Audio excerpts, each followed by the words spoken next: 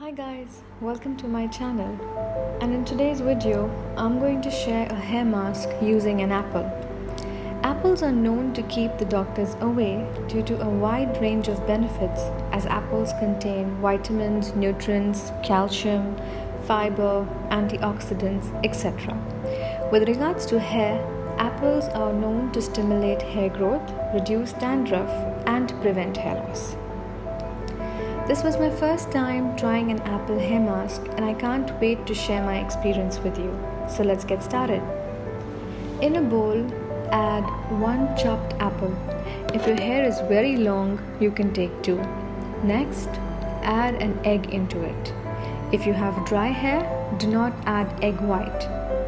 Next, blend this very well in a blender and remove any remaining lump from the mixture. Lastly, add 1 tablespoon of mayonnaise. If you do not have mayonnaise, you can add 2 tablespoons of olive oil or 2 tablespoons of coconut oil instead. And then mix it very well. Now that the mask is ready, apply it evenly all over your hair and leave it on for about 20 to 30 minutes. Next, rinse off using a mild shampoo. Now moving on to the results. After rinsing and air drying, I found my hair to be slightly coarse on the first day.